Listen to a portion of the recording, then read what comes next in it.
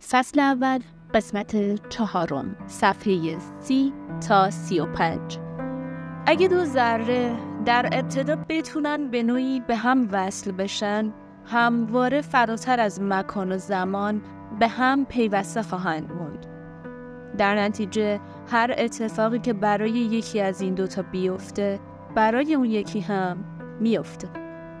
حتی اگه از نظر فضایی از هم جدا باشن.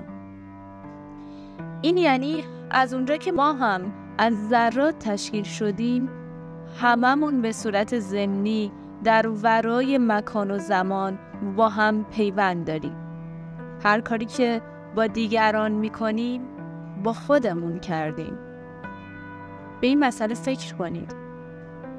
اگه بتونید این مفهوم رو توی ذهن خودتون وارد کنید، باید بپذیرید که شمایی که در یک آینده محتمل وجود داره، از قبل با شمایی در ارتباطه که اکنون وجود داره، در بعدی ورای مکان و زمان.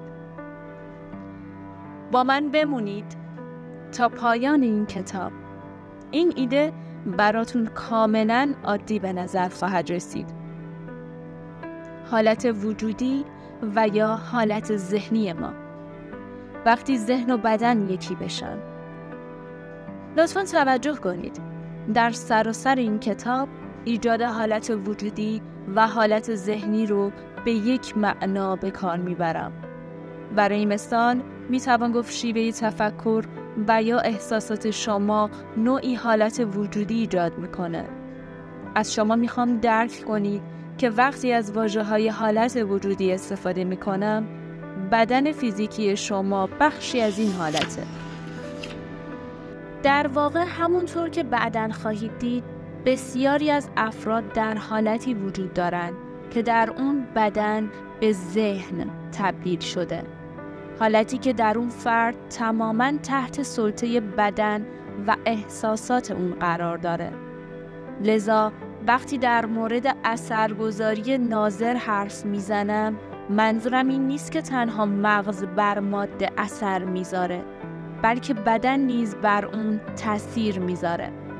حالت وجودی شما یعنی وقتی که ذهن و بدنتون یکی بشه، به عنوان ناظر بر دنیای بیرون اثر میذاره. افکار به علاوه احساسات نتایج لوله آزمایش رو تولید میکنه. ما بیشتر از طریق احساسات و افکارمون با میدان کوانتومی ارتباط برقرار میکنیم. از اونجا که افکار ما خودشون انرژی هن، همونطور که میدونید تکانه های الکتریکی تولید شده در مغز رو میتوان به راحتی توسط دستگاه های مانند EEG اندازه گرفت. پس این افکار ابزار اصلی ما برای ارسال سیگنال به این میدان هستند. پیش از اینکه وارد عمق این مسئله بشم، میخوام یه تحقیق قابل توجه رو با شما در میون بذارم که نشون بده افکار و احساسات ما چطور بر روی ماده اثر میذاره. گلن راین، دکترای زیست شناسی سلولی، یه سری آزمایشات رو برای بررسی توانایی شفادهنده ها در تاثیرگذاری بر نظام‌های زیستی طراحی کرد. از اونجا که DNA از سایر مواد مثل سلول‌ها یا باکتری‌های کشت شده پایدارتره، او تصمیم گرفت از شفادهنده ها بخواد که لوله‌های آزمایش حاوی DNA رو در دست بگیرند. این تحقیق در مرکز تحقیقات هارتمس در کالیفرنیا انجام شد. محققین این مرکز تحقیقات فوق‌العاده‌ای در رابطه با فیزیولوژی احساسات، تعاملات مغز و قلب و موضوعات دیگه انجام دادند.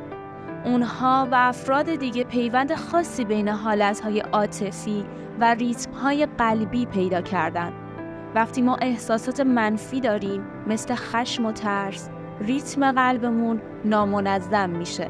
اما احساسات مثبت مثل عشق و شادی الگوهای بسیار منظم و منسجم ایجاد میکنه که محققین اون رو انسجام قلبی مینامند.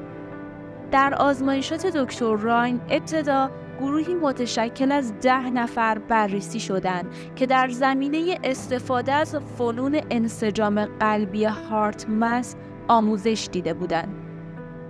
اونها از این فنون برای تولید احساسات قوی و والایی مثل عشق و ستایش استفاده می‌کردند. سپس به مدت 2 دقیقه ویال‌های حاوی نمونه‌های DNA رو که در آب دیونیزه نگهداری می‌شدند در دست نگه می‌داشتند. وقتی این نمونه‌ها رو تحلیل کردند، هیچ تغییر معناداری از نظر آماری رخ نداده بود. گروه دوم شرکت کنندگان آموزش دیده هم همین کار رو تکرار کردند.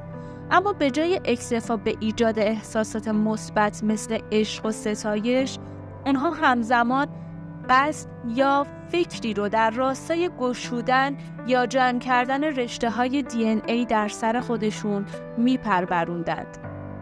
در برخی موارد رشته‌های DNA تا 25% گشوده یا جمع شده بودند. گروه سوم قصد مشخصی برای تغییر DNA داشتند، اما به اونها گفته شده بود که وارد حالتی عاطفی مثبت نشن. به عبارت دیگه این افراد تنها از فکر یا قصد برای تاثیرگذاری بر روی ماده استفاده می‌کردند. نتیجه هیچ تغییری در نمونه‌های DNA ایجاد نشده بود. حالت احساسی مثبتی که گروه اول در اون وارد شده بود به خودی خود DNA رو تغییر نداد. تفکر هدفمند گروه سوم هم به تنهایی نتونست تاثیرگذار باشه. تاثیر مورد نظر تنها زمانی ایجاد شد که سوژه ها احساسات برانگیخته و اهداف مشخص و واضحی داشتند. فکر هدفمند به نوعی تامین کننده انرژی، نوعی کاتالیزگر نیاز داره و این انرژی همون احساسات برانگیخته است. قلب و ذهن باید در کنار هم کار کنند. احساسات و افکار باید در یک حالت وجودی وحدت پیدا کنند. اگه یه حالت وجودی بتونه توی 2 دقیقه رشته‌های DNA رو جمع کرده و یا باز کنه، این مسئله در مورد توانایی ما در ایجاد واقعیت چی میگه؟ آنچه آزمایش هارتمس به همون نشون میده اینه: میدان کوانتوم صرفاً به خواسته های ما، یعنی درخواست های احساسی، واکنش نشون نمیده. به قصد های ما، افکار نیز واکنش نشون نمیده. این میدان تنها زمانی واکنش میده که این دو همسو و منسجم بشن، یعنی وقتی سیگنال یکسانی رو مخابره کنن. وقتی ما احساس برانگیخته رو با اندیشه واضح ترکیب میکنیم، به میدان سیگنال میدیم که به شیوه فوق‌العاده‌ای واکنش نشون بده. افکار و احساسات، مخابره سیگنال الکترومغناطیسی به میدان کوانتوم. از اونجا که هر احتمال بالقوه در دنیا موجی از امکانه که یک میدان الکترومغناطیسی داره و ذاتاً انرژیه، پس میتوان گفت که افکار و احساسات ما هم استثنا نیستن. به نظر من این مدل مناسبیه.